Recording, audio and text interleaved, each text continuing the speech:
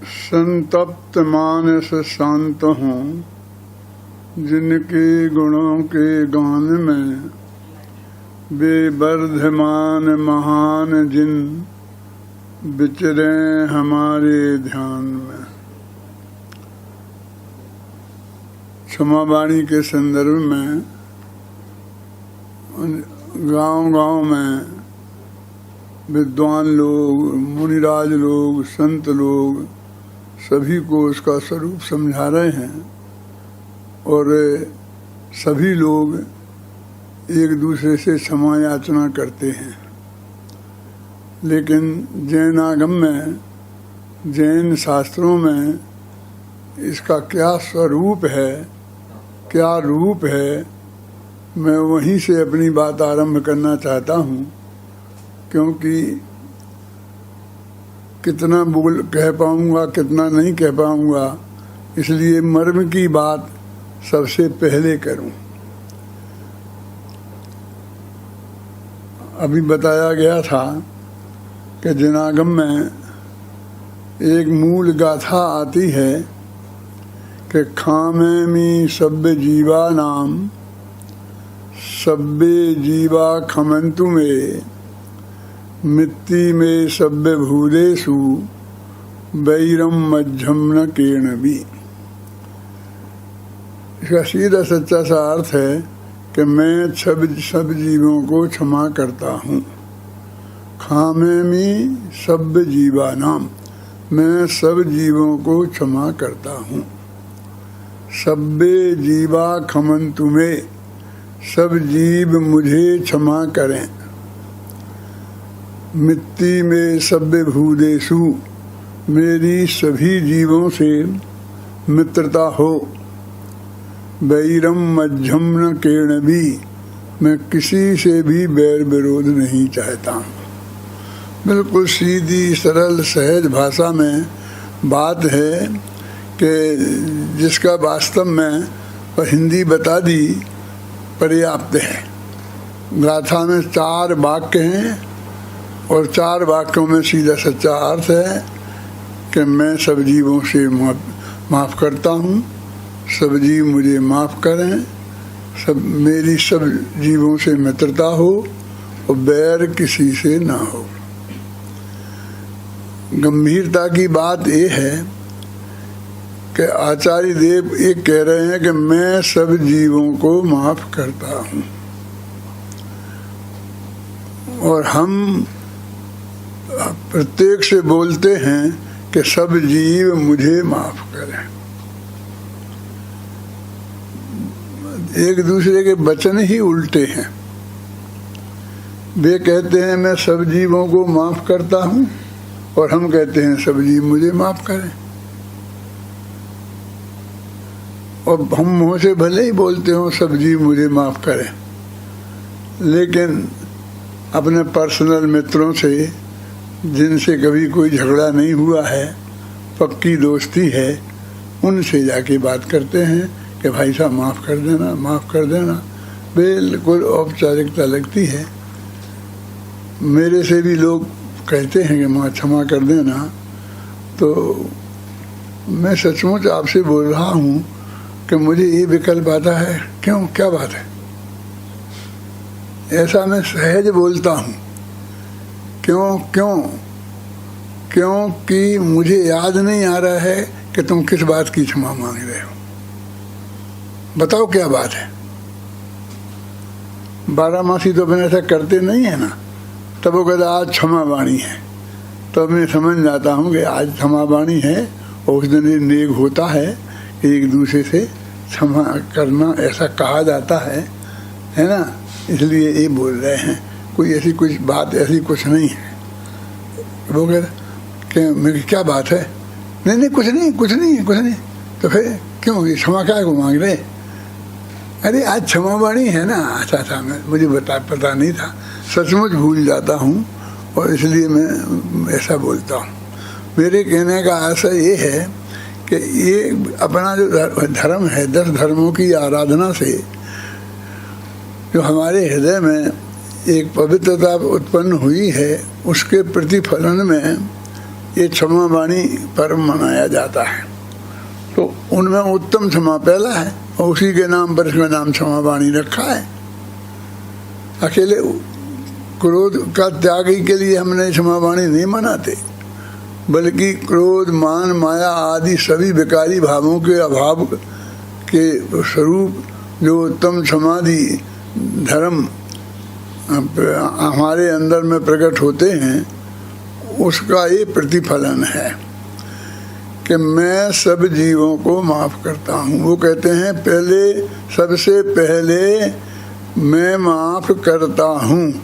वो कहते माफी मांगने के पहले मैं माफ करता हूँ।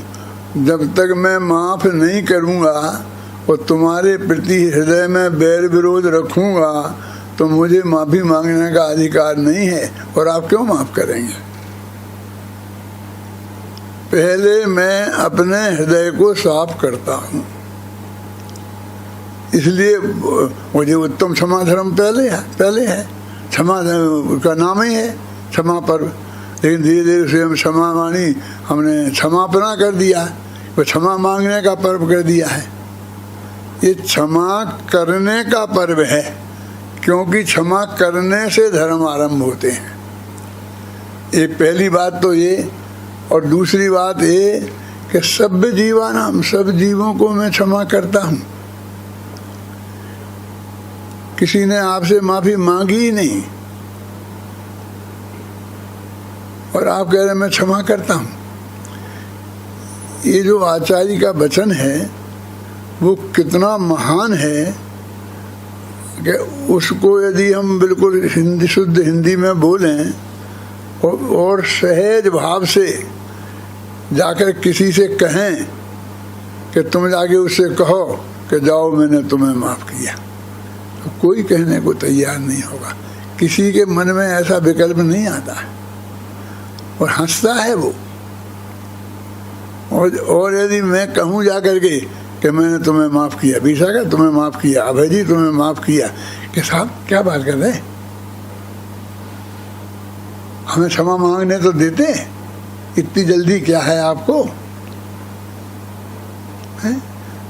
तुमको माफ करने की जल्दी हमें इसलिए नहीं है कि तुम पे कुछ कृपा करना है, हमें इसलिए जल्दी है कि ये कसाय हमको, क्रोध कसाय एक क्षण भी हम अपने अंदर में नहीं रखना चाहते हैं। हम इससे से जल्दी मुक्त होना चाहते हैं, तो जल्दी है हमें कि हम आपसे माफी मांगते ना, फिर आप माफ कर देते। कि हम क्यों इंतजार करें तुमसे माफी मांगने की। क्या हम उत्तम क्षमा धर्म है कि नहीं, कि पराधीन क्रिया है। क्या कोई हमसे क्षमा मांगे तब हम क्षमा करें। यदि कोई क्षमा नहीं मांगना चाहता है और वो अपने मान कषाय का त्याग नहीं करना चाहता है, तो हम क्रोध कषाय का भी त्याग नहीं करें। हम अपने को अपवित्र कैसे रखें। हमारे हृदय में ये बात समझ में आ गई कि बैर एक क्षण भी धारण करने लायक नहीं है। जैसे आग है ना, आग है तो उसको संभाल कर जेब में रखना, ऐसा है। क्रोध रूपी आग को संभाल कर अपनी जेब में रखना, वो उसे संभाल के नहीं रखी जाएगी, वो जो अंदर जलाने का काम शुरू करेगी, प्रति समय जलाने का काम करेगी ना। इसलिए वो कहते नहीं, मैं सब जीवों को माफ करता हूँ। सब जीव, उनने ये नहीं लिखा कि मैं सब जैनियों को माफ करता हूँ, मैं सब मनुष्यों को माफ करता हूँ, सब मुमुक्षुओं को माफ करता हूँ। उनने तो कहा मैं सब जीवों को माफ करता हूँ, कि सब जीव आपसे कहाँ माफी मांगे। ये चलो मुमुक्षु तो आ भी नहीं, तो पहले आप मांग लोगे तो वो बाद में मांग लेगा क्या। लेकिन ये जो सारे जीव, एक इंद्री, दो इंद्री, तीन इंद्री, ये तो आपसे कभी माफी मांगने वाले नहीं हैं। और जरा शुद्ध शब्दों में कहूं तो माफ करने वाले भी नहीं हैं।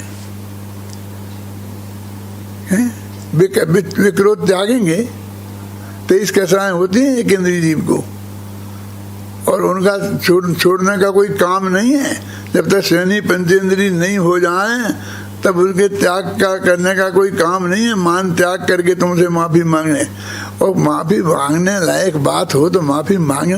तुम तो निरंतर लगातार उनके विरुद्ध अपराध कर रहे हो, उन्हें बराबर सताए जा रहे हो, है ना। और माफी मांगे, सब जीवों को माफ करता हूँ, और बराबर उसको लेकर के आलू को काट के और उसमें ऐसे उबाल रहे हो, बिल्कुल चाय जैसा उबाल रहे हो उसको, हैं। और वो आलू का जीव तुम्हें क्या माफ कर दे? यदि वो समझता भी हो तो क्या करे, क्योंकि तुम उबालना तो बंद करो।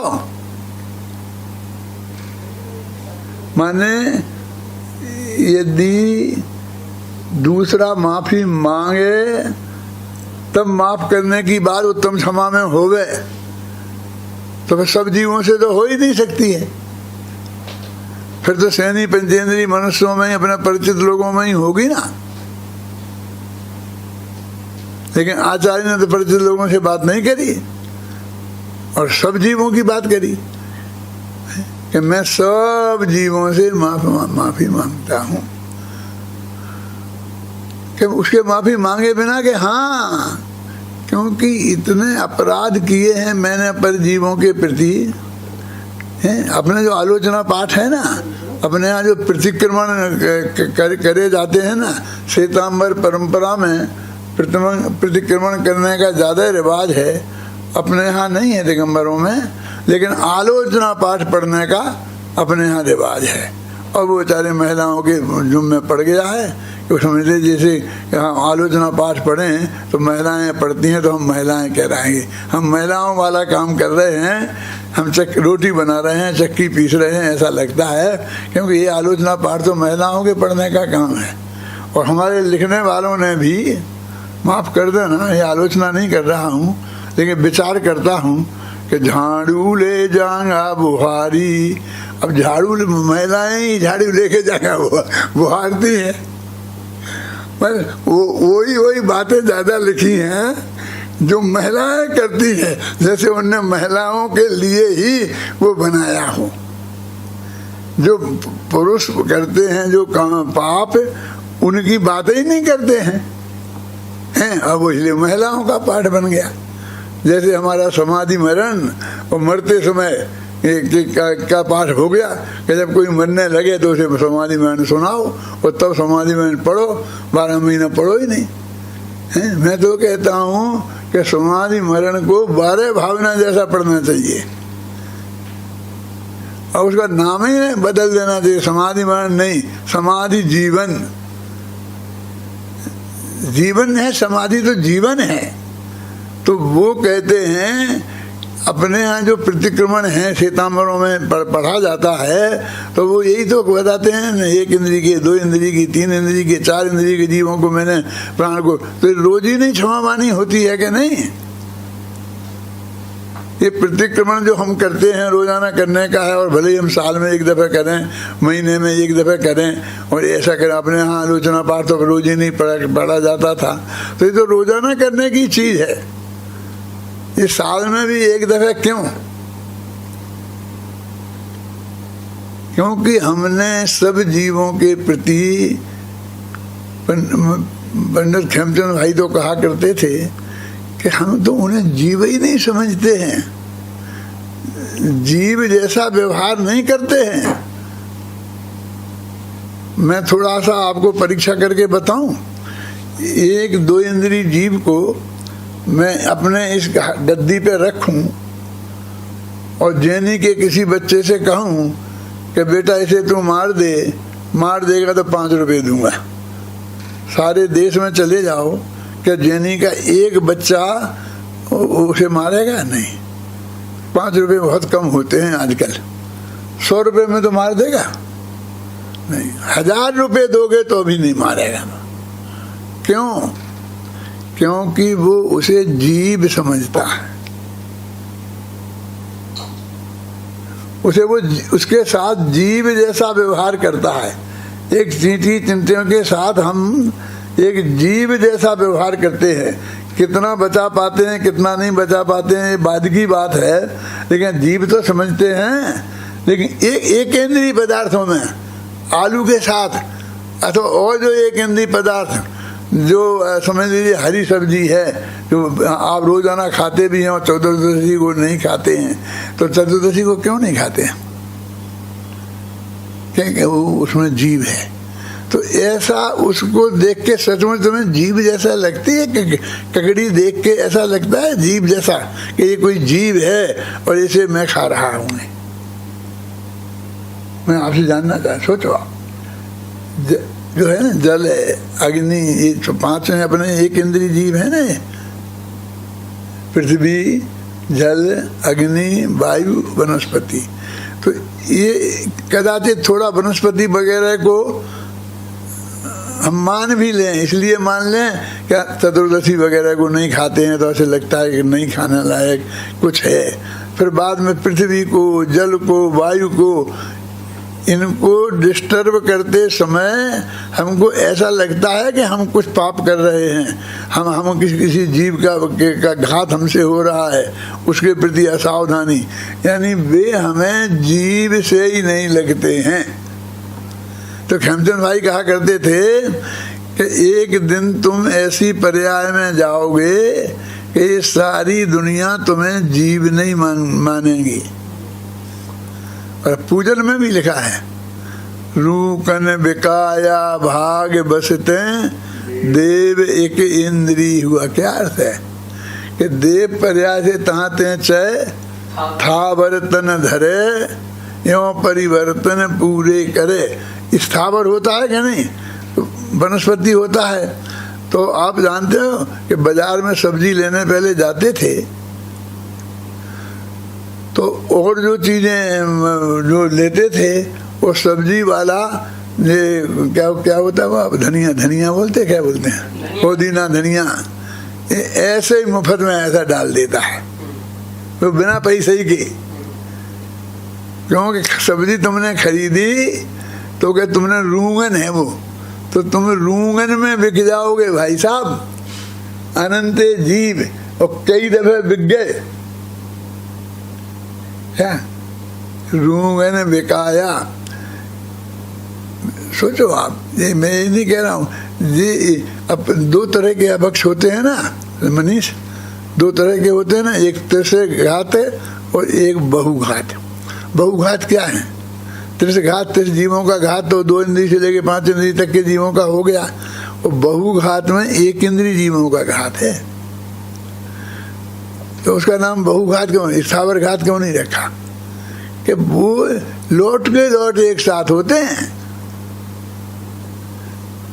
आप चटनी बनाओगे, आप आलू बनाओगे तो उसे अनंत जीव एक साथ, इसलिए बहुघात है वो। हमने सब ने पढ़े, हम पंडितों ने तो पढ़े ही हैं कम से कम, लेकिन हमको ये लगता है कि ये अनंत जीवों का घात हो रहा है। चलता है कि नहीं चलता है ये बाद की बात हो, पहले अंदर के फीलिंग की बात है। जो उन्होंने कहा ना कि खामे मी सब जीवानाम, मैं सब जीवों को क्षमा करता हूँ। इनडायरेक्ट वे में उसका ये अर्थ है कि मैं कल से उन्हें घात नहीं करूँगा, मैं उन्हें माफ़ करता हूँ का ये अर्थ है। मुनिराज के ये वचन हैं और वो ऐसे ही निभाते भी हैं। ये उद्देश्य आहार के त्याग का क्या मतलब है? हमारे उद्देश्य से जो आहार बनाया जाएगा वो हम नहीं लेंगे, उसका यही तो अर्थ है कि जो भी उस भोजन बनने में जो भी त्रिशस्थावर का घात हुआ, त्रिश का क्यों बोल रहे हैं? अरे चींटी मिंटी बनाने में आरंभ में होता है क्या नहीं, कितने त्रिश जीव भी से बच पाते हैं हमके, तो उसका जिम्मेवारी मेरी नहीं है। मैं अपने हाथ से ये काम नहीं कर सकता। अभी पेट भरना है तो जिनवानी की आज्ञा के अनुसार उतना मैं ले लेता हूँ, लेकिन मैं सब जीवों को माफ करता हूँ, माने मैं संकल्प पूर्वक किसी का भी घात नहीं करूँगा, क्योंकि सब जीवों के प्रति वो कहते आपको फिर कहते खामे मी सभ्य जीवा नाम और सभ्य जीवा खमंतु में, सारे जीव मुझे माफ करें और मैं सब जीवों को माफ करता हूँ। तो वो कहते हैं कि सारे जीव मुझे माफ करें, वो बेचारे जीव को समझते ही नहीं है। सगे भाई से तो माफी नहीं मांगता है, सगे भाई से तो 6-6 साल से बोलचाल बंद है, झगड़ा चल रहा है कि नहीं है। और वहाँ कहते सब जीवों को मुझे माफ करें, उनसे माफी मांग रहा है। अरे उनके प्रति जो हमारे जीवन में अपराध हो रहे हैं उनकी फीलिंग की बात है। उनके प्रति जो हमारे चित्त में अपराध हो रहे हैं उनके प्रति फीलिंग की बात है। और माफी करने का अर्थ ये है, किसी ने कहा तो नहीं तुम उसको माफ कर दो, ना कोई की आज्ञा तुम अपनी तरफ से कह रहे हो, तो अभी कल से फिर उनको वैसी की वैसी तकलीफ देते रहो, तो फिर माफ करने का क्या मतलब? ऐसा ही नहीं हुआ कि हमने किसी के गाल पे एक चांटा पड़ा और कहा माफ करना, उन्होंने कहा जाओ माफ किया तो दूसरा जड़ दिया। माफ कह नहीं पाया कि दूसरा जड़ दिया, माफ करने के बाद दूसरा जड़ दिया, ये नहीं कह रहा हूं मैं। हमारी परिणति कैसी है ना, ऐसा नहीं कि एक मारा और उसने कहा माफ किया फिर फटाफट जड़ दिया, ऐसा नहीं कह रहा हूं मैं। वो जड़ना चालू ही है। क्या झाड़ू ले जाऊंगा बुहारी, ये माताओं बहनों से मैं कहता हूं, वो झाड़ू रोकी नहीं है उसने कि कल फिर बुहारी नहीं है ना।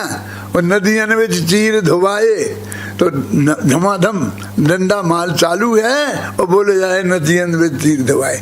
समझे ना क्या कह रहा हूँ? दोनों अंतर समझ में आया कि नहीं आया?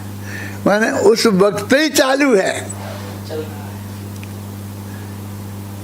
इससे ये कहने नहीं चाहता हूँ कि तुमने छोड़ा नहीं, मैं ये कहना चाहता हूँ कि तुम्हें ये फीलिंग ही नहीं हो रही कि तुम क्या कह रहे हो। वो जो शब्द तुम मुंह से निकल रहे हैं उसका क्या भाव है, ऐसे बिल्कुल हो गए हैं हम। जब हम माफ़ी मांगने की बात करते हैं तो माफ़ी मांगने का क्या अर्थ होता है वो हमारी समझ में नहीं आता। आए तो हम मांगे ही नहीं। सचमुच यदि आ जाए और मेरे से कोई कहे कि साहब आपको उनसे माफ़ी मांग लेना चाहिए, फलाना भाई से किसी का नाम ले दो, समझे ना, तो मैं क्यों मानूं, क्या बात है, मैं काय की माफ़ी मांगूं? मैं नहीं मांगूंगा। एक्चुअल जहाँ माफ़ी मांगने की बात होती है वहाँ हम कहाँ तैयार हैं। ये तो जहाँ बिल्कुल ज़रूरत नहीं है हम तो वहीं मांगते हैं, हैं? हमारी क्षमावाणी का स्वरूप क्या है और आचार्य हमें क्या आज्ञा दे रहे? क्यों? हमारी क्षमावाणी का स्वरूप तो ये है, मैंने अपनी किताब में एक उदाहरण लिखा है कि 2 भाई थे, पैसे वाले थे, नेता थे, शक्तिशाली थे, सारी समाज के नेता थे। अब उनमें आपस में झगड़ा हो गया, एक दूसरे से बोलचाल बंद हो गई, तो समाज के 2 टुकड़े हो गए। यदि वो घर के ही नेता होते तो घर के 2 टुकड़े होते। साधारण आदमी 2 भाई आपस में लड़ते हैं ना वीर सागर, तो एक घर के 2 टुकड़े होते हैं, घर के बीच में दीवार बनती है। मुझे आज भी याद है कि जितनी सामाजिक फिल्में मैं देखता हूँ मुझे रोते ही रोते देखनी पड़ती हैं। सबसे पहले मैंने घर में बीच घर में आंगन समझते हो, दीवार उठते देखी थी। तो मैं पूरी फिल्म देखते वक्त 10 वर्ष की उम्र में रोता रहा था और वो दृश्य मेरे आँख में आज भी उतना ही स्पष्ट दिखता है। तब तो पैसा दिए होंगे टिकट की, और आज बिना पैसा दिए के रोजीना देख लेता हूँ मैं। वो दीवार उठी थी, छाती चल रही हो, तो वे गरीब आदमी थे ना, तो उनका तो घर बटता है। लेकिन ये पैसे वाले होते हैं, बड़े लोग होते हैं, तो उनसे समाज बटता है पूरा। ये नेता होंगे तो इनसे देश बटेगा, हैं? कांग्रेस के 2 टुकड़े होंगे तो सारा देश बटेगा, भारतीय जनता पार्टी के 2 टुकड़े होंगे तो सारा देश बटेगा, समझ गए ना। दोनों भाइयों में बट गए, समाज में 2 हो गए। अब समाज में जितने विकास के काम थे वो सब ठप हो गए। मैंने आप कुछ भी कहो, मैं एक कहानी लिखी है, एक सेठ की और एक पंडित जी की, क्या नाम है उसका, जरा सा अविवेक शायद है ना, कि जरा सा अविवेक समाज के 2 टुकड़े हो गए। अब समाज बड़े परेशान, जो विकास के काम रुक गए और सब तरह समाज में सब मंदिरों के 2 टुकड़े होने लग गए और मंदिरों में भी दीवारें खिंचने लग गई और नए नए मंदिर बनने लग गए। 2 नए मंदिर बन गए, एक बड़े भैया का एक छोटे भैया का। तो मूल मंदिर जो बाप का था वो उजड़ गया, उसे कौन संभाले है? बाप का जो मंदिर था बाप ने बनाया था, अब बड़े भैया ने अलग बना लिया और छोटे भैया ने अलग बना लिया, तो बाप के मंदिर को कौन संभाले? तो समाज के लोगों ने सोचा कि भैया अपनी क्षमा वाणी तो जैसी होगी सो हो जाएगी, लेकिन इन दोनों की करवा दो तो समाज में एकता हो जाए और समाज के सब काम ठीक होने लगेंगे।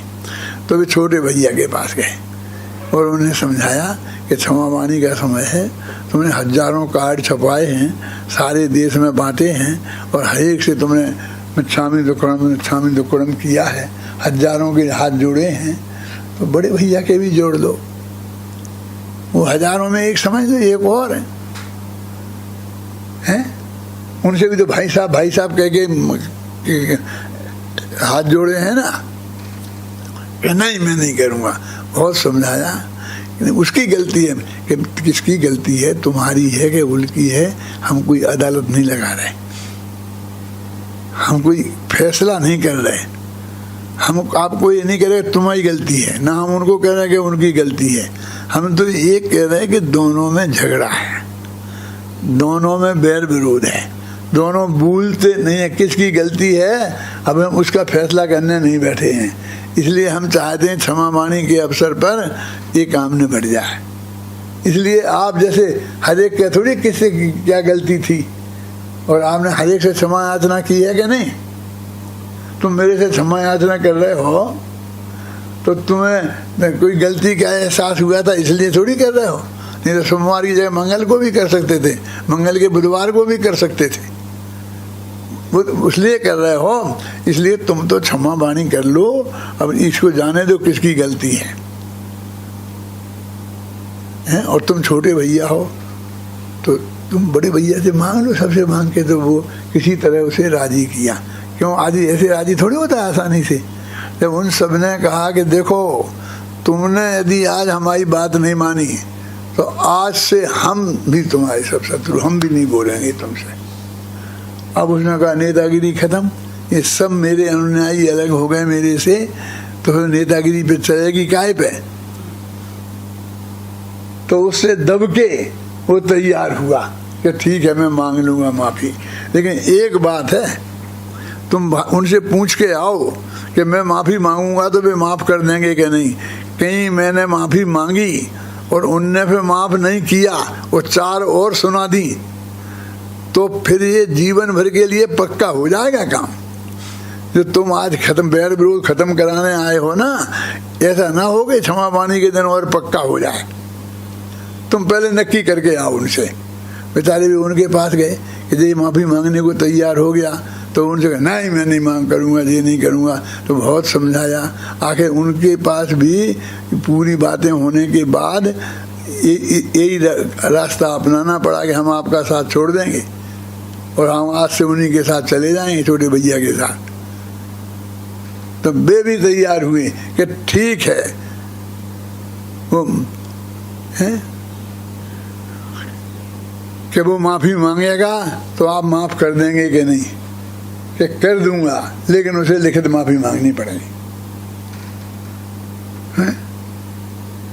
कि साहब माफी में लिखित का क्या काम है, कोई लेन देन थोड़ी है कि कोई बाद में दावा करना कि तुमने नहीं माना, तो इसमें लिखित का क्या काम है कि नहीं मैं तो लिखित मांगूंगा। उनके छोटे भैया के पास गए कि जब हम मांगने को तैयार ही हैं तो लिखित मांग लेंगे, क्या फर्क पड़ता है। तो उनसे कहा नहीं लिखित तो नहीं मांगू मैं, कि आपने इतनी लिखित माफियाँ मांगी हैं, हजारों कार्ड छाप के और भेजे हैं सबको, इन लाखों लोगों से। अरे अब मैं क्या बताऊं, चपरासियों से भी कार्ड भेजे ना सबको, उनसे लिखित माफी मांगने में आपको कुछ नहीं हुआ है, और आप यही भाई से मांगने में दिक्कत है? अरे वही तो कह रहे हैं कि नहीं वो बात अलग है, ये बात अलग है, ऐसा ऐसा करके किसी तरीके से क्या कहते हैं आपको लिखित माफ़ी मांगनी पड़ेगी बिना, क्योंकि वो भाई साहब बिना लिखित माफ़ी के तैयार नहीं है, तो इसने कहा लिखित मांगे, तैयार किया मैटर। सब पढ़े लिखे होशियार आदमी है ना। कहाँ से शुरू किया? मैंने तो कोई गलती आज तक की नहीं है, यहाँ से शुरू हुआ माफीनामा। फिर भी ये पंच लोग नहीं मानते हैं, तो मैं माफी मांगने को तैयार हूँ, बशर्ते आप पहले ये बताएं कि आप माफ कर देंगे कि नहीं कर देंगे। वो शर्त पहले, और जो माफीनामा लेके उन्हें तो माफी मिल गया तो फटाफट घड़ी करी। माफीनामा मिलना आसान थोड़ी था, और उन्हें दे दिया बिना देखा ही नहीं, और जाके बड़े भाई को थमा दिया कि ये माफीनामा है, तो देख करके पढ़ करके एकदम उसने 1000 टुकड़ी करके फेंक दिया। ऐसी होती है, पहले स्वीकार करना पड़ेगा कि मैंने गलती की।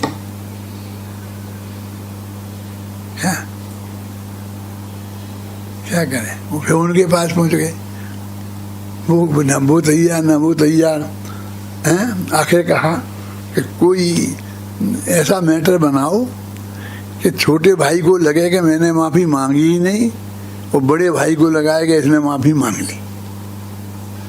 तो कोई होशियार पंडित बुलाया वीर सागर जैसा, और ऐसी भाषा बनाओ कि दोनों को ऐसा लगे, जो इसके बहुत होशियार लोग होते हैं ना, उनने ऐसी भाषा बना दी तैयार कि दोनों का काम बन जाए।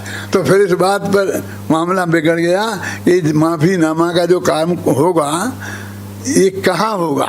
छोटे भाई के घर के बड़े भाई के घर। अरे मैं उसके घर जाऊंगा ही नहीं, इस भव में तो उसके घर जाऊंगा ही नहीं, उसने मुझे घर से निकाल दिया, मैं नहीं जाऊंगा। वो उसके घर जाने को तैयार नहीं, और वो उस घर के घर जाने को तैयार नहीं। अब क्या करें बोलो आप? जब एक दूसरे के घर जीवन में नहीं जाएंगे, प्रतिज्ञा है, तो फिर क्या का माफीनामा? कैसी माफी कि हो जाए, ये जाए चाहे नहीं जाए, अपन को क्या लेना देना है? इनके पास बड़े बड़े घर हैं, ये ना जाए क्या? और इनके पास बहुत घर हैं जाने के लिए, और बहुत लोग इनके घर आते हैं, जी उनके घर न जाए, इनके घर न जाए, अपन को क्या फर्क पड़ता है? लेकिन माफी मांगने को तो तैयार हैं कि माफीनामा का काम कहाँ होगा? ये महावीर भवन क्या काम आएगा?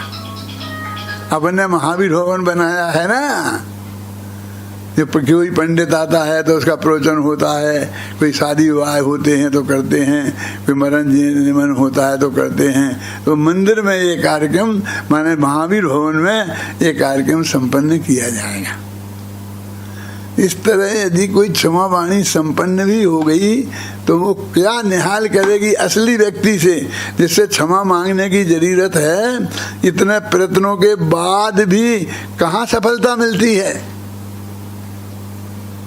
हमारे आचार्यों का आदर्श तो ये था, कोई शर्त नहीं, कोई छोटा नहीं, कोई बड़ा नहीं, सब जीव एक इंद्री से लेके पंचेंद्री तक, है ना, चपरासी से लेके बड़े आदमी तक, सब जीवों को मैं माफ करता हूँ। माने मेरी कोई शर्त नहीं है कि तू माफी मांगेगा तब माफ करूँगा। ये पहली घोषणा का अर्थ ये है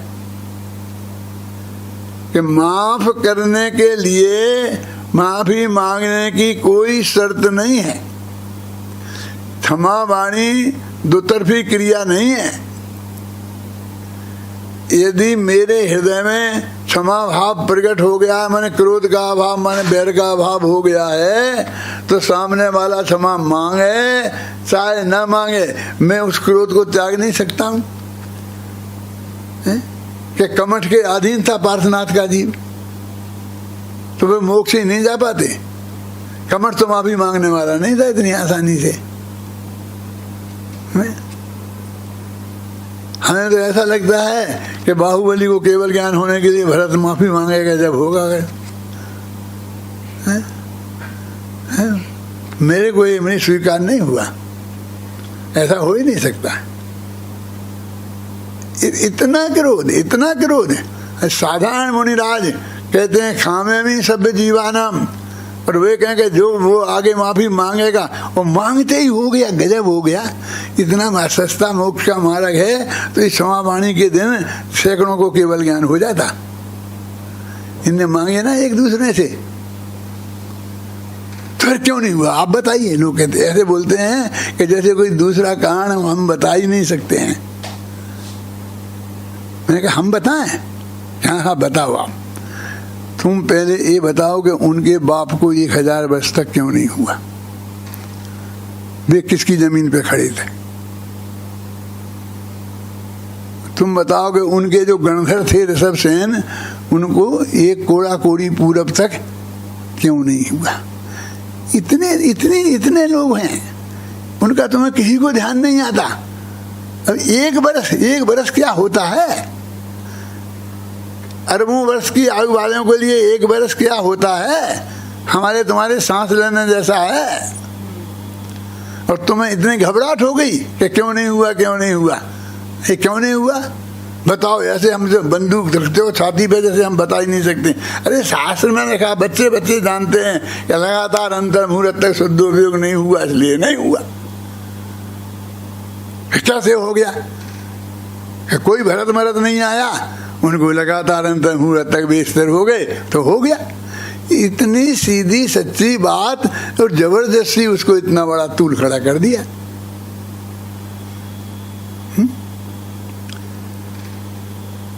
कहाँ जरूरत है किसी दूसरे की? सब जीवों को मैं माफ करता हूँ, माने मैं किसी को नहीं सताऊंगा, यानी मैं उद्दिष्ट आहार नहीं लूंगा, ये अर्थ है इसका। मैं जीव को जीव समझूंगा। हम सोचेंगे हम जीव के जीव जैसा व्यवहार, मैं जीव से जैसा व्यवहार का मतलब समझे। अरे हम तो अपनी गाय भैंस को भी जीव जैसा व्यवहार नहीं जानते हैं, जीव नहीं मानते हैं। क्या प्रमाण है इसका?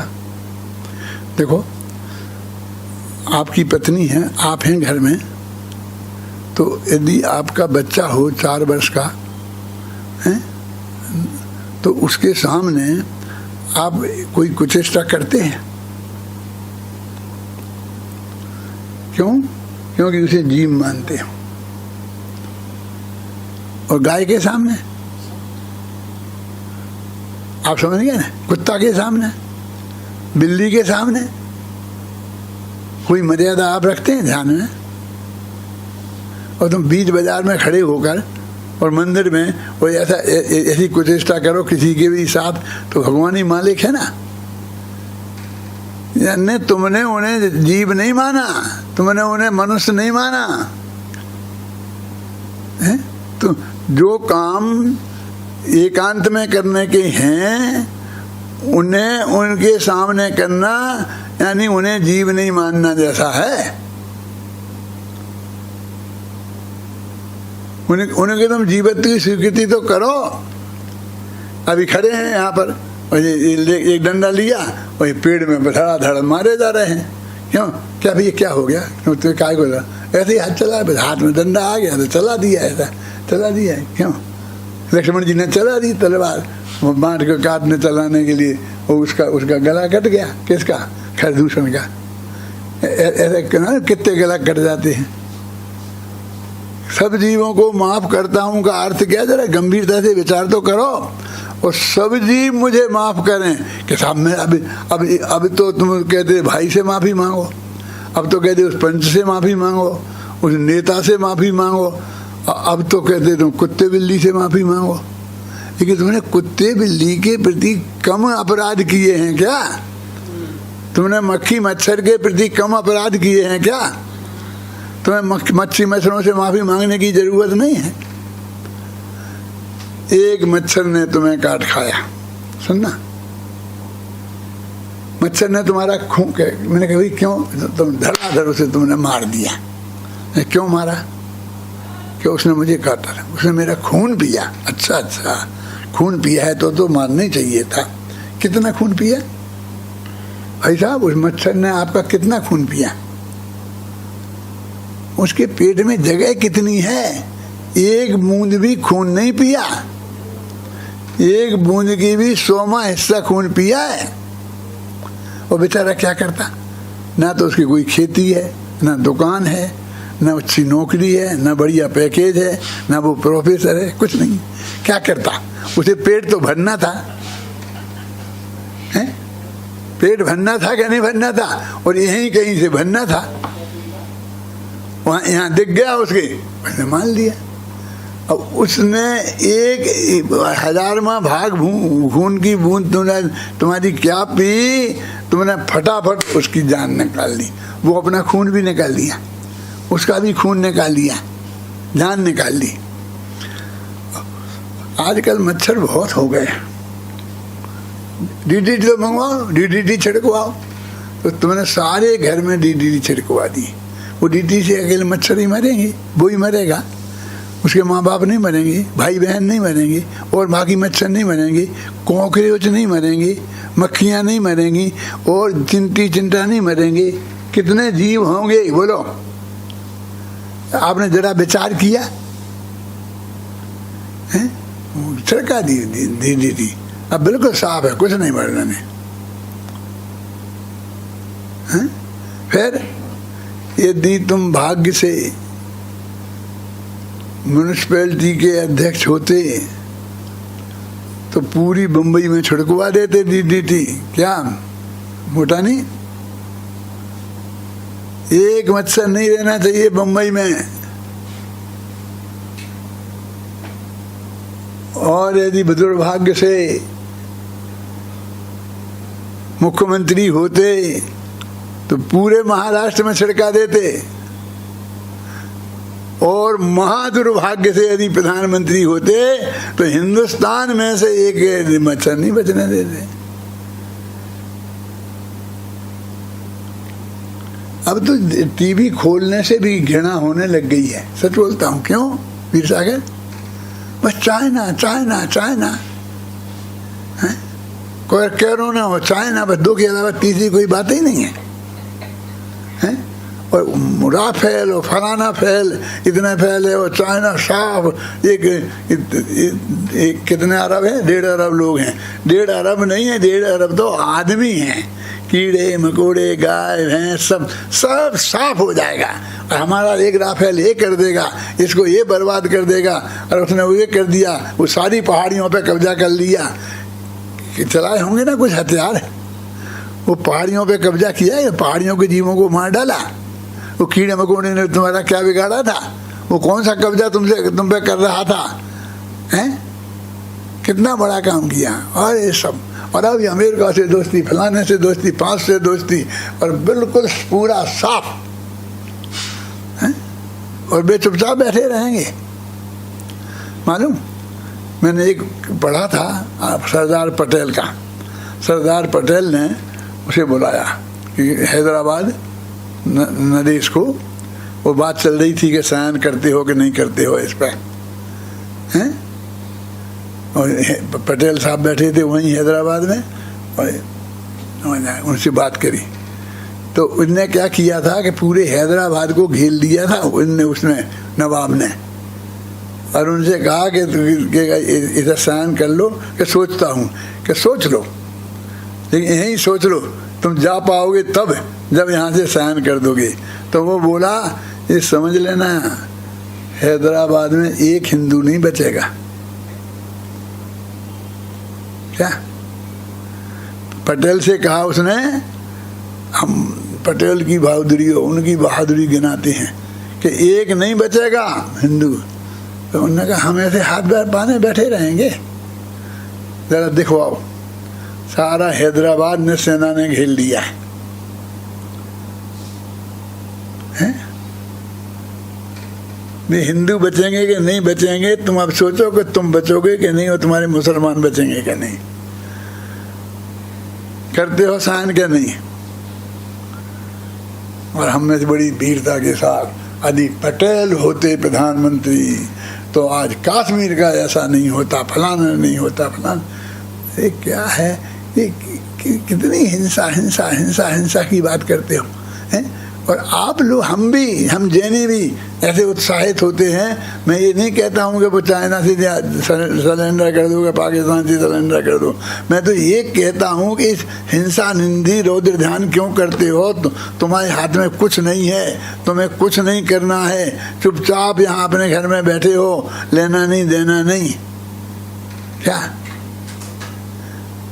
तुम्हें दुख होना चाहिए ना कि यदि होगा तो कितनी हिंसा हो जाएगी, कितने से बर्बाद हो जाएगा हैं। हिंदुस्तान बर्बाद हो जाएगा इसका भी दुख होना चाहिए, और पाकिस्तान बर्बाद हो जाएगा इसका भी दुख होना चाहिए, और चाइनीज मर जाएंगे क्योंकि तुम्हें जीव की हिंसा के प्रति नहीं है। खामे में सब जीवा नाम, मैं कहते खामे में सब चीना नाम। सब चीनियों को माफ कर दो ना। लाखों चीने जीव जंतु सब जिनका कुछ भी अपराध नहीं होगा, ऐसे होंगे वहां के नहीं होंगे। खामे में सब जीवा नाम का अर्थ शांति जी क्या है, समझ में आए ना। और सब जीव मुझे माफ कर, इतने इतने अपराध उनके प्रति किए हैं, कर रहे हो, करने की प्लानिंग कर रहे हो हैं? ये हमारे चित्त में से ना। देखो मैं एक सच्ची घटना बताता हूँ। ये बिदसा गांव था ना, वहाँ पर एक नंदकिशोर वकील थे, नाम सुना होगा तुम लोगों ने, हैं? तो वे म्यूनिसिपैलिटी के अध्यक्ष बन गए। और उनके पास आया वो कि इस पर साइन कर दो साहब ऑर्डर पे, काय पे, कि सारे बिदसा में DDT छिड़कवानी है। उन्होंने कहा मैं तो नहीं करूँगा साइन। कि साहब वो तो अध्यक्ष के बिना साइन के तो होती नहीं, आज तक छिड़की नहीं गई, तो साइन तो आपको करने पड़ेंगे, नहीं तो सब इतना हो जाएगी, हैं? नहीं करोगे तो नहीं। तो उन्होंने इस्तीफा लिखा वहीं, और इस्तीफा उसे दे दिया कि जाके दे देना, मैं नहीं करूँगा, और दूसरा बन जाए, वो जो करना हो करे। वो बिल्कुल ऐसे हमारे ऐसे दोस्त थे, बिल्कुल बहुत गरीबी है ना। अब तो बेचारे स्वर्गवास हो गया, उनके बच्चे बच्चे भी होंगे जैसे जो जहाँ हैं, लेकिन ऐसे भी लोग थे इस जैन समाज में। क्या लेना देना है हमें, हैं? हम सब गो हत्या के विरोधी इकट्ठा। किसी कोई एक गो गाय को कोई मारेगा तो हम उसको ऐसा कर देंगे, वहीं बाजार में ही मार देंगे, ये कर देंगे, वो कर देंगे।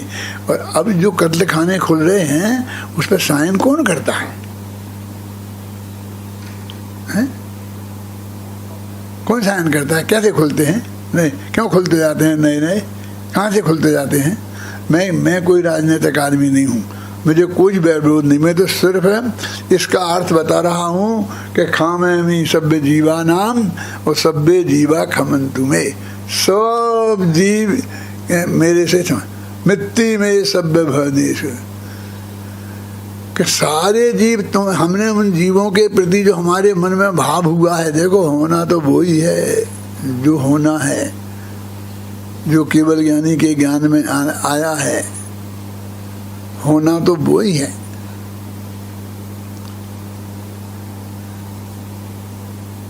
मनीष, मैंने वो एक लिखा है अभी, समाधि मरण, समाधि क्या ना, क्या है, समाधि का सार। मरण काय को लिखूं मैं? मरण समाधि मरण कुछ नहीं होता, समाधि में जीवन होता है। तो मैंने कल अभी शाम को एक दफे सुना, फिर मुझे इतना अच्छा लगा तो मैंने दूसरी दफे वो खत्म हुआ, वो बटन दबा दिया, तो दूसरी दफे सुना, फिर तीसरी दफे सुना। मैं कब तक सुनता रहता मुझे पता नहीं, कि बीच में आके कि वो काम पे मुझे लोग ले नहीं जाते। तो पढ़ो, एक दफे पढ़ो, आद्यो पांत एक एक पंक्ति पढ़ना तुम जाकर के, तुमसे कह रहा हूँ पर्सनल, मैं कल पूछ लूँगा, और गहराई से सोचना उसमें, देख के क्या है, क्या बात है। असली स्थिति क्या है, असली क्षमा वाणी का क्या स्वरूप है? सब मैं सब जीवों से, क्योंकि हमसे जीवन में ये हमारा जो रोजीना का प्रतिक्रमण है, प्रत्याख्यान है, आलोचना है, ये इसी का तो है जो हमारे जीवन में से निकल गई। वो एक आलोचना पाठ होता था थोड़ा बहुत, तो वो भी अब सब गायब है। वो भी कौन पढ़ता है बोलिए? हैं? तुम्हारे यहाँ तो बहुत है ना गुजरात में, प्रतिक्रमण प्रतिक्रमण प्रतिक्रमण, लेकिन उसके अंदर कभी सोचा है क्या?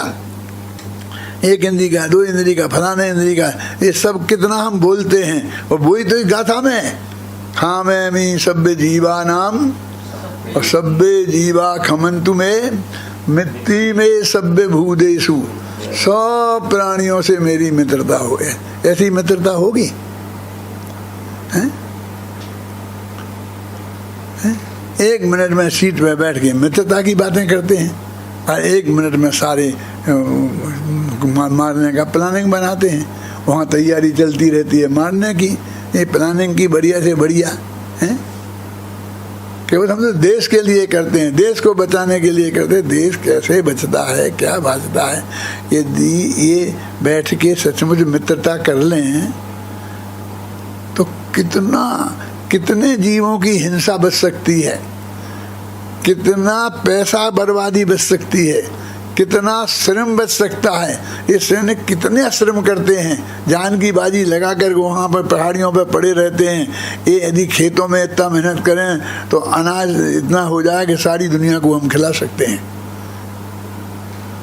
इतना बजट हो जाए जो इसमें लग जाए और सारे विश्व का सारे देश में लग जाए तो क्या हो सकती है कल्पना। तो उस लौट के बारे में बात सोचते ही नहीं।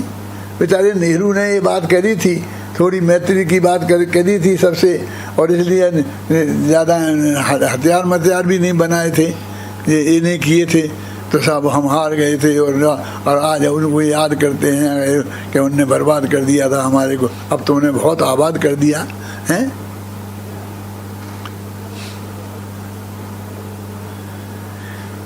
आप मत समझ लो कि मैं मोदी के विरुद्ध बोल रहा हूँ, मैं तो इस हिंसा के विरुद्ध बोल रहा हूँ, मैं तो क्षमा वाणी पर बोल रहा हूँ। वो तो उदाहरण के तौर में कोई चीज आ जाए, कोई बड़ी बात नहीं है, ख्याल में आई ना? कि इसलिए इस सब की अनुमोदना, इस सब की अनुमोदना।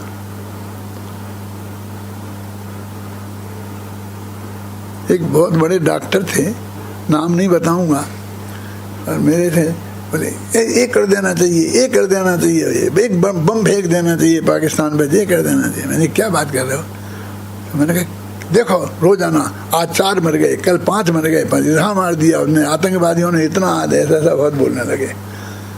मैंने कहा सुनो मिस्टर, आज तो मेरे सामने कहा तो कहा, लेकिन अब मैं दोबारा मेरे सामने ये बात नहीं करना, नहीं तो मैं तुमको यहाँ घर से निकाल दूंगा।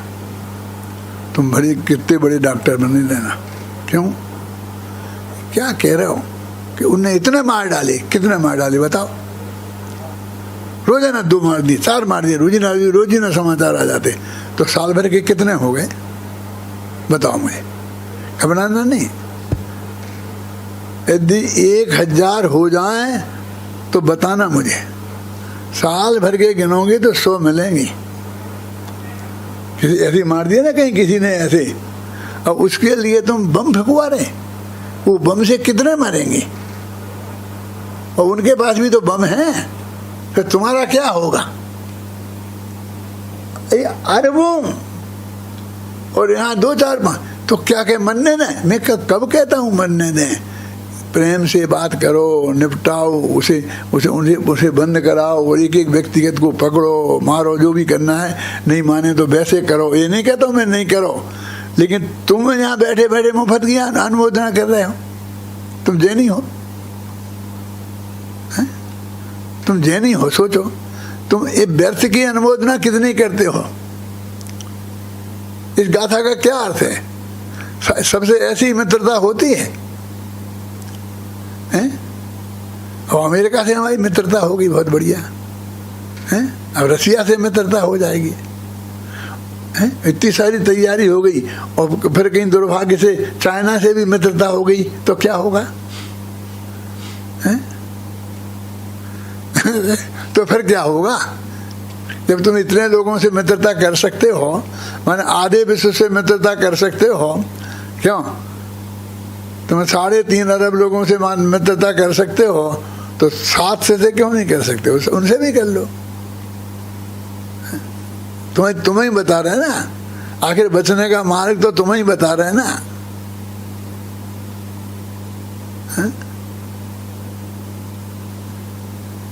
हाँ मैं सभ्य जीवानाम सभ्य जीवा खमंतु में मिट्टी में सभ्य भूदेशु, सब प्राणी में बैरम मध्यम न बहकेण में, मैं किसी से भी बैर विरोध नहीं चाहता हूँ। ऐसी अत्यंत पवित्र भावना का नाम ये क्षमा वाणी महोत्सव है। अब हम इस तरफ ध्यान ही नहीं देते। और मैंने कहा कि ये निश्चय की बात जो असली बात है वो भी, और व्यवहार की भी क्या दुर्दशा है बताई थी ना, दो भाइयों का, कि 2 भाइयों की मित्रता कैसे होती है, कैसे बैर विरोध खत्म होता है कि नहीं, वो जिससे मैं करना उसकी तो कोई बात ही नहीं होती है। क्षमामणि की क्या हाल है कि सब इतने बड़े बड़े कार्ड छपते हैं प्रेस वालों को, डाक खाने वालों को, के अलावा किसी को फायदा नहीं होता है क्षमावाणी से। हैं? हम सब लोगों को तो परेशान होता है, हमारी जो डाक है ना, शादी के कार्ड फंस जाते हैं। शादी दिवाली के 4 दिनों बाद शादी थी, कोई ऐसी थी, तो कहा कि नहीं अभी दिवाली के कार्ड जाएंगे, तो अभी कार्ड मत डालो, नहीं फंस जाएंगे उसमें, तो वे कार्ड पहुंचेंगे ही नहीं। वे चिराग गली को सौंप देते हैं। इतना करते हैं, लेकिन बिल्कुल भी नहीं। एक बार सच्ची घटना है कि मैंने कहा भरी सभा में, ऐसी प्रवचन में ही, साहू अशोक कुमार जी जिंदा थे तब, कि साहू अशोक कुमार ने मेरे से लिखित माफी मांगी। तो एकदम तहलका मच गया। दिल्ली की बात है, साहू तब लोग देखने लग गए। अब कोई आदमी ऐसा भी बैठा था जो उनका दोस्त था, उन तक जो रोजी न पहुंचता था, फटाफट जाकर उनसे कही कि डॉक्टर भारत बर्तन में कह रहे थे कि आपने उनसे लिखित माफ़ी मांगी, और आपकी क्या बात है, क्यों आपने माफ़ी मांगी? उन्होंने कहा मैंने तो नहीं मांगी, अभी मुझे 2 साल से मिलना ही नहीं हुआ, और मेरी तो उनकी बहुत मित्रता है, मेरे कभी ऐसी बात आई ही नहीं प्रसंग है। वो फटाफट लौट के मेरे पास आ गई। मैं मेरे पास तो है, लिखित रखी है उनकी, आप आओ तो मैं दिखाऊंगा मैं जहाँ ठहरा हूँ। तो वो वहाँ आए तो मैंने एक क्षमावाणी कार्ड रखा था अशोक जी का, तो वो बताया कि देखो ये हाँ। उनने जाके उनसे कहा अरे वो तो हमारे हजारों जाते हैं, मुनीम कुमार से भेज जाते हैं, उन्हें पता ही नहीं किसको, न भेजने वाले को पता है कि उसने किस किस को भेजा है, न जिनके पास गया है न उन्हें पता है। इनके मुनीम कुमार से लोग भेज देते हैं, उनके पास एक लिस्ट होती है, जो शादी ब्याह के कार्ड जाते हैं, मरण वगैरह के बजाते हैं, दिवाली के कार्ड जाते हैं, उन्हीं को भी क्षमावाणी कार्ड चले जाते हैं। उसमें 10-5 गालियाँ भी छप जाएँ तो चिंता करने की बात नहीं है, क्योंकि उसे कोई पढ़ेगा ही नहीं। क्यों? भेजने वाले ने कौन सी पढ़ी है, देखी नहीं है। कभी ऐसे देखेंगे, उन्हीं लोग इकट्ठे कर देंगे तो उसकी डिजाइन देखेंगे कि अगली साल मुझे कैसा कार्ड छपाना, वो दिखाई देंगे। ये मेरे बच्चे इधर ये शादी के कार्ड आते थे तो ऐसे ऐसे करके 10-5 कार्ड छाँट के रख लेते थे। मैं कही ये क्या है, कुछ इनमें तुम्हें जाना है, इतने जगह जाओगे कि नहीं, अपने यहाँ कार्ड छपाएंगे तो एक कार्ड अच्छे, इसके लिए देख के कार्ड देख के रख लेते हैं। घर घर में जाके देखना, कोई नहीं देखता उसमें क्या लिखा है। ऐसी क्षमावाणी क्या निहाल करेगी, हैं? इतनी औपचारिकता, इतनी सभाएं, इतनी मीटिंगें, ये सब क्या हो रहा है? ये तमाशा नहीं हो रहा है, हैं? आचार्य का एक वाक्य पर्याप्त नहीं है। अरे हमारे यहाँ प्रतिक्रमण है, हमारे यहाँ आलोचना पाठ है, हमारे यहाँ ये असली अपराध हैं जो बिल्कुल निरपराध जीवी हैं। इनने हमारा कुछ नहीं बिगाड़ा, हमने इनके साथ इतना खराब व्यवहार किया, ख्याल में आई ना, उनकी बात ही नहीं। और बस ये के जो दोस्त हैं बस वो खम्मामी खम्मामी जी वो कहते पड़ते हैं, ऐसे करते हैं। ऐसी खम्मा मानी कोई नहीं है, हमें गंभीरता से विचार करना चाहिए वस्तु का स्वरूप क्या है। पूज्य गुरुदेव सिंह तो कहते थे ना कि मैंने तो कोई पर्याय दृष्टि से किसी को देखा हो तो तुम मुझे माफ कर देना। मैंने कहा ऐसा क्यों बोला गुरुदेव ने? अभी किसी ने बताया था, ये मनीष नहीं बताया होगा, किसी ने कहा था गुरुदेव श्री गुरुदेव। मैंने कहा गुरुदेव श्री ऐसी बात क्यों करते हैं? तो मेरी समझ में क्या आया मैं आपको बताता हूँ मनीष, मेरी समझ में क्या आया। क्योंकि उनने सोची कि क्षमा मांगना चाहिए, तो किससे मांगू? कोई बैर विरोध दिखाई नहीं दिया सामने, काय बात के लिए मांगू? मैंने क्या किया, किसी का क्या तकलीफ पहुंचाई? मैं तो बिल्कुल मीठी मीठी तत्व की बातें सुनाता हूँ, कोई किसी को गाली गुप्ता नहीं देता, कभी बोलता ही नहीं। उन्हें कोई समझ में ही नहीं आया काय की माफी मांगू। तो उन्हें दिखाया गया हाँ कभी कभी मेरी पर्याय दृष्टि चली जाती है सामने वाले पे। मैं बच्चों को बोलता ए बेटा इधर आओ, फिर पर्याय दृष्टि से देखा तब तो उसे बेटा बोला इधर आओ, क्या ये बेटा इधर आओ इसके लिए माफी मांग रहे। मैंने पर्याय दृष्टि से देखने का मतलब यही नहीं कि मैं कोई खराब दृष्टि से देखा है। ये सब भगवान है, सब त्रिकाली ध्रुव हैं कि तूने एक कोई किसी का कुछ करता ही नहीं है, सब हरेक का अपने अपने अनुसार ही होता है। पुण्य पाप और केवल ज्ञान में सब झलक गया है। क्या किया, किसने किया, मैंने किया। मैं तो कहता हूँ ये भी क्यों क्या कि मैंने पर्याय दृष्टि से देखा होगा, वो पर्याय दृष्टि से देखना मेरी पर्याय की योग्यता होगी तो उसमें आया होगा। मैंने एक लाइन लिखी है इसमें वीर सागर, तो मैंने पढ़ लिया है, देख लिया है, फिर भी एक दफे और पढ़ना। क्या लिखी है कि यदि ऐसा विकल्प आ जाए काय का कि ये विकल्प को रोकूं मैं, ऐसे तेरे को विकल्प आ जाए, कर तो सकता ही नहीं है, करता तो है ही नहीं, दूसरे पे कृपा दया तो कर सकता ही नहीं है। लेकिन यदि दया का विकल्प आ जाए तो क्या करना कि सोचना कि इसका भी मैं करता नहीं हूँ, आया है तो आ गया है, वो विकल्प भी आ जाए तो और भी आना, और तेरे पास है क्या कि भी भूमिका में आएंगे ही, घबराना नहीं। कि साहब में तो बहुत मुझे दया के मारने के भाव भी आ जाते हैं। अच्छा कोई बात नहीं, घबरा क्या कह रहे, कोई बात नहीं है। उस कर्म के विरुद्ध थोड़ी आए हैं, तेरी भूमिका के विरुद्ध थोड़ी आए हैं। तुम्हारी प्रोफेसर नहीं होता और सत्संत हो गया होता तो जैसा भाव तेरे को नहीं आता, अब तुम प्रोफेसर है तो आएगा, इस पर्याय में रहेगा तो उस पर्याय की योग्यता संबंधी भाव आएंगे सुनिश्चित, वो भी कोई घबराने की बात नहीं है। और ऐसा आए तो आन दो, ऐसी निश्चिंताई की बात भी नहीं है। क्या कि नहीं आना चाहिए कि ऐसा विकल्प आए तो बहुत अच्छा है, कि नहीं इस विकल्प की जरूरत नहीं है तो और अच्छा है। मेरे कहने का मतलब जो भी आएगा वो सब पहले से नक्की था, तेरा कोई बहुत बड़ा योगदान उसमें नहीं है, ऐसा सोचना। ये जो मैं दृष्टि दे रहा हूं तुम्हें, इस दृष्टि से पढ़ना। क्या जो भी पढ़ो, मेरी अभी एक साल भर की रचनाएं, वो इस दृष्टि से पढ़ना कि वास्तविक स्थिति क्या है। ये जो मैंने आपको उदाहरण दिए नेताओं के या किसी के सेठियों के, ये किसी से रंच मात्र भी देश के वजह से नहीं दिया, मैं किसी का रंच मात्र भी विरोधी नहीं हूं, विरोध भाव से कोई लेना ही देना नहीं है। मैं तो सिर्फ समझाने के लिए दिया है कि ये क्या कि तुम इसमें कहाँ उलझ रहे, काय में जा रहे, क्या हमें क्या जरूरत है इसमें इसकी।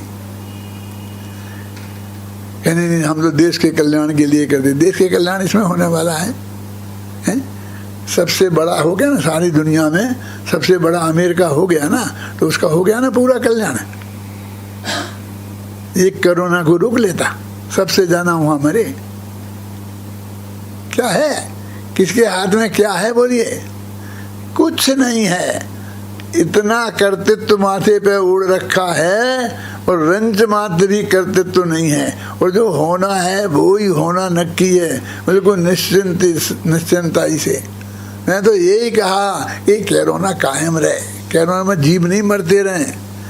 ये जो क्या बोलते, क्या होता, लॉकडाउन कायम रहे।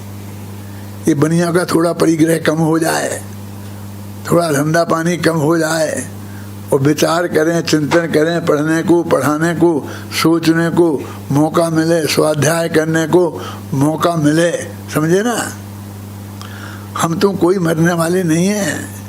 तनख्वाहें बंद हो जाएं तो भी जिंदा रहेंगे, जिंदगी निकल जाएगी, बिल्कुल परवाह नहीं करना।